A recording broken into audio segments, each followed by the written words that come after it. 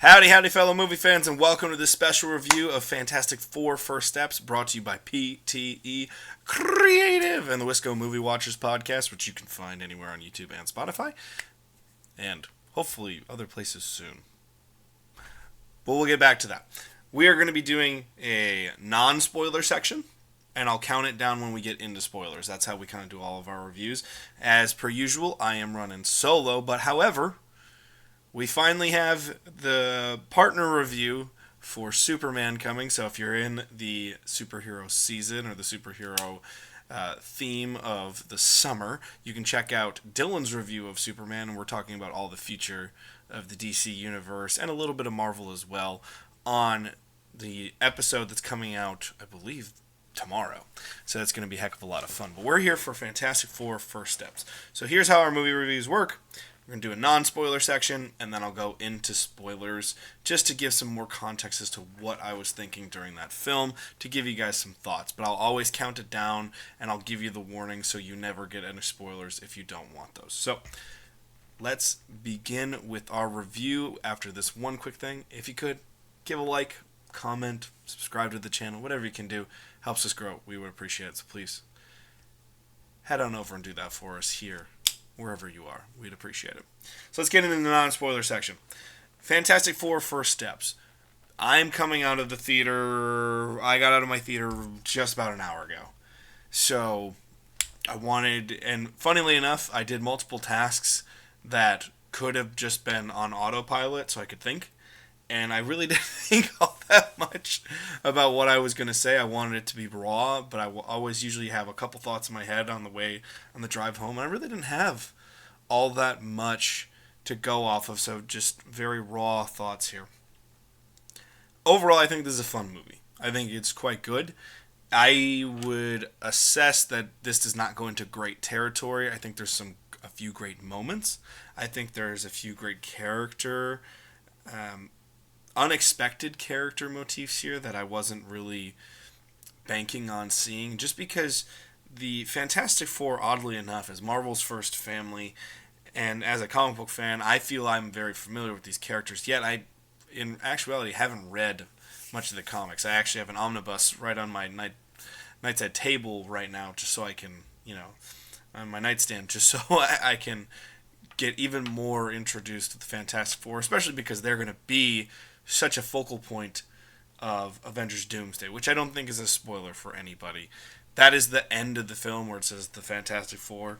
I'm sure you'll be shocked. The Fantastic Four, they live in this film. So if you want to say that's a spoiler, I apologize for doing that in the non-spoiler section. But they've already been mentioned that they're going to be part of Doomsday, and I know a lot of the crossover events that Avengers Doomsday, theoretically, and Secret Wars, theoretically, are a part of, and I know those events very well, but I wasn't inherently expecting some of the really great character moments here from First Steps, and it was really refreshing, honestly.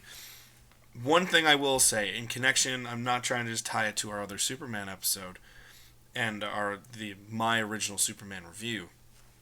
Superman does a great job of trusting its audience, where it doesn't spoon-feed you origin story. It doesn't spoon-feed you every little detail about multiple characters so you understand them. They just believe that you can comprehend them. First Steps does the exact same thing.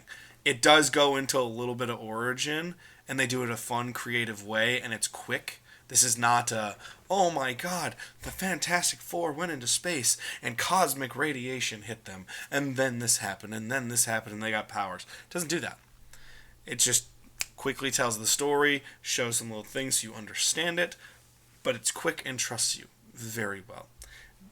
And the film opens in a really fun and unexpected way, and it's a human moment that many people, specifically couples around the world, experience, and it's really fun to see.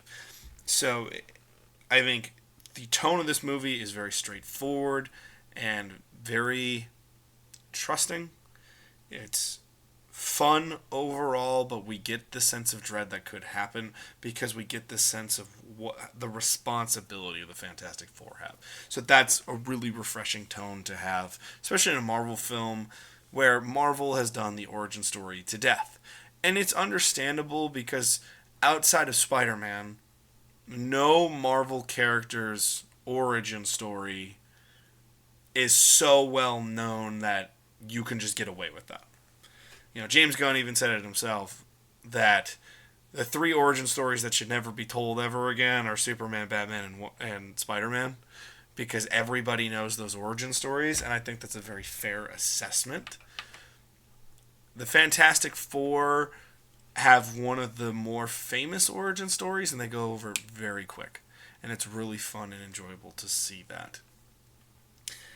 I'm hesitant to say this movie is great because there are moments that, for me personally, took me out of it. There's a little bit of CGI issue, in my personal opinion, with a main fixture of this film. It is not the Thing. I think the Thing looks great. I do want to point that out right away. So I think there's a few CGI issues. I think those with a sharp eye might see it. Just a few moments that I was like, doesn't look good. And the reason that matters is because it takes you out of the film. So that was just a minor critique of mine where I was like, I'm thinking about visual effects now. I'm not thinking about, it's so cool that they're showing Sue Storm. It's so cool the way they're showing Johnny Storm. Wow, the Thing looks great, and it's really fun to see his personality. It's fun to see Reed Richards actually get to be genius but have all this pressure of the world. That's really fun and enjoyable to see, and it just sucks that some of those moments can be ruined a little bit by the CGI. Because this isn't a spoiler, Galactus is in this film. We saw that in the trailer. Hey, Galactus looks great. I think the Silver Surfer, which again spoiled in the trailer, so I'm not counting that as a spoiler. I think the Silver Surfer looks great. I think Julia Garner does a really good job with that character. So there's just other little teeny tiny moments, but it just sucks because it comes at the wrong time. What I really enjoy is this is a throwback to the 60s, where it's just a very fun, welcoming world to be a part of, and they tie a lot of nice bows of Marvel history together very quickly and give you then flashes into Marvel's more recent past as well with the Fantastic Four. That was done really, really well. So it's really fun and exciting to see those pieces put together. Overall, I very much buy that the Fantastic Four themselves, our four members, all really are family and care about each other. And there is underlying human tension that is great there, but it's understandable. It's not this over-the-top, bogus tension where you're like, dude, we know you're going to get together in the end, as a family, just shut up. It's this tension that comes from being in a family. If you live in a family without tension, congratulations, because it doesn't happen often. There's tension in every single family. Daily, when I'm with my family, there's at least enough little bits where I'm like, that doesn't mean I don't love my family. That doesn't mean I wouldn't, fall on the stake for them or anything. But there's always tension there with your family in some way, shape, or form. It was really fun to see that in the Fantastic Four that are partially found family, partially a family that's been put together beforehand.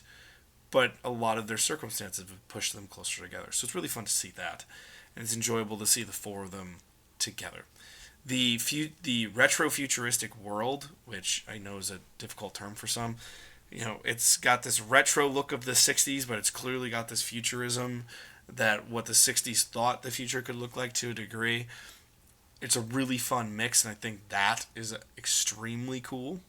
There are moments that we get into cosmic Fantastic Four stuff, which is classic towards the comic books, that just the look of the cosmic, unfortunately, it's just like, obviously that's not real and it's all CGI. But at the same time, it looks pretty darn good. So I'm not going to sit here and be like, I can't believe space didn't look great. Why didn't they go straight to space around X thing in space? I'm like, obviously that's not the case. But it's fun to see those cosmic moments of the Fantastic Four, the support of the people around the Fantastic Four, and why they matter so much to this.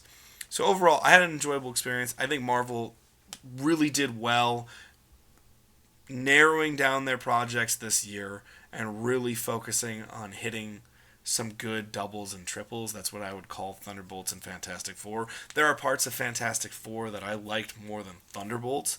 I think the overall I think the overall quality is still in Thunderbolt's favor because I think they hit on an issue that you're shocked that they do so well. But Fantastic Four also does a really good job of covering something that they normally don't do with Marvel and doing a good job with it as well, especially throwing these family dynamics. You know, we always get this kind of found family in these Avengers films, but that was built over time. You know, now you're introducing a true family and having to do it, and I think they do a pretty good job.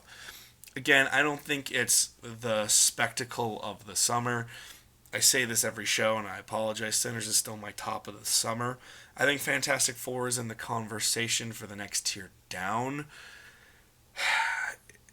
I think I'm going to right now, and it might just be just due to the personal issues that are shown in Thunderbolts. I'd pick Thunderbolts over Fantastic Four, but it'd be a very close race. I think Superman's also in that conversation as well in terms of the superhero movie of the year. Me personally, I'd still give it to Thunderbolts. I think right now I'd go Thunderbolts and Superman and Fantastic Four are like neck and neck. Because there's so many great moments in Superman that I like in general more than Fantastic Four. But I think Fantastic Four is such a great, consistent product with some really good moments that I don't know how to outrank them. But overall, fun movie. I think you guys will have a fun time. There are 2 post-credit scenes. The last one is skippable. You can walk out. The post-credit scene, or the mid-credit scene, that is actually important. You'll want to watch. But the last scene, you don't need it. Wait till it comes on the internet or wait till it comes to Disney+. But that is the non-spoiler section of this film. I think you'll have some good time. So, if you want to stick around. And after the countdown, we'll be into spoiler territory. If you want to bail on this right now and come back to it later, once you've seen the episode, or once you've seen the movie, I should say. Thanks for watching so far. We appreciate it, and we'll see you back here soon. Like, comment, and subscribe for more. Now let's go into spoiler territory. We're counting down 3, 2, 1. We are in spoiler territory, and you're no longer safe if you don't want to hear spoilers. Right away, we obviously knew this, but we are getting Earth 828. And it's also a fun nod at the end of the film as a date to somebody else in Jack Kirby, why they picked that number, which as the original creator of the Fantastic Four and a comic book nerd, I love that they appreciated Jack Kirby like that, because Jack Kirby never really gets the credit he deserves outside of specific circles for being such an enormous force in the comic book world. So, glad to see that nod was there, but we get an alternative Earth, or a multiversal Earth in a different part of the multiverse here with Fantastic Four. Number 1.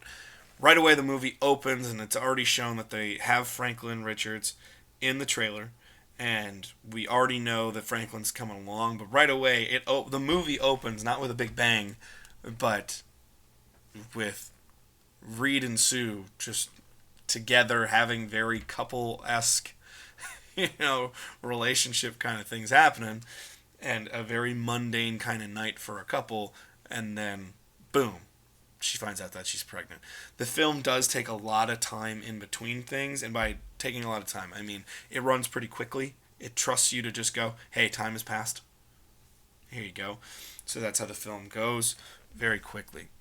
The Fantastic Four are shown to be the ultimate superheroes that everybody loves without any of the negative tension that can come. Everyone's just like, oh, Fantastic Four is great. Future Foundation is already in full effect.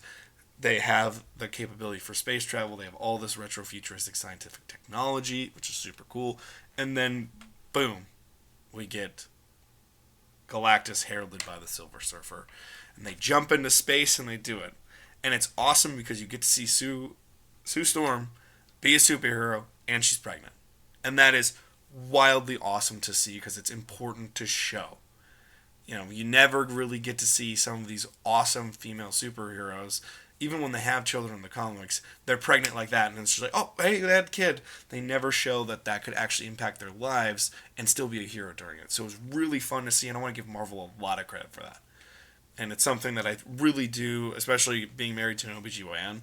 I think it's really going to be enjoyable for the female audience. I can't say that for sure because I'm not part of the female audience, but I think it's a great thing to have to see Sue Storm still powerful, still incredibly paramount important to the success of the team and some of their escape from their first initial contact with Galactus while she is pregnant. I think that it's awesome. We get Franklin very quickly in this big, giant action event that I don't want to spoil, but they're escaping Galactus. And it is wild that you're just like, whoa, we're trying to escape Galactus and the Silver Surfer. All the while, we've got Franklin Richards on the way. And it is crazy to kind of see that stuff in motion. And that's a lot of fun here to see. We also get fun little nods of the Mole Man is introduced right away with Paul Walter Hauser, which is really fun to see. We get the OG Fantastic Four covers, or one of the iconic covers, I should say. Is it Fantastic Four number 1? I can't remember if it's number 1 or like number 5. But the classic green monster that's coming out of the street almost kind of looks like goo or ooze. He's got that big hand coming up. They get to show that early on in the movie. That's a lot of fun to see. So there's a lot of great nods. And if you're paying attention to little things in the background, there's a lot of fun little nods and Easter eggs for fans to find of all this wonderfully rich history of the Fantastic Four throughout the comic books that are honored here in the movie. That's tremendous. And that's a lot of fun to see. Now, as I said, we have Franklin Richards.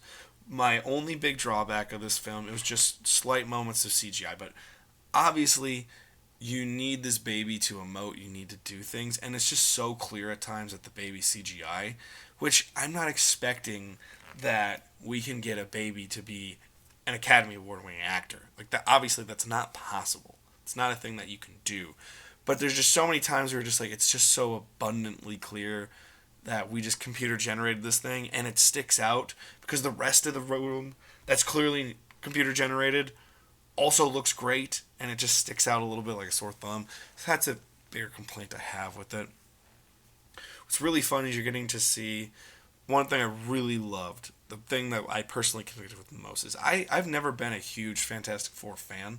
Most of my exposure to this team and to this franchise is through stuff like the animated series back in the 90s with little episodes of them and Silver Surfer, but a lot of exposure through Spider-Man, the animated series, and a lot of the other media as well. And then I've read some Fantastic Four, and it's never really personally spoken to me like some of the other characters, not only in the Marvel Universe, but in major American comics in general. But I still think I think they're almost more interesting apart than they are together, which is a really interesting thing to say because I love the fact that they were unified and whole in this movie, so that was a lot of fun.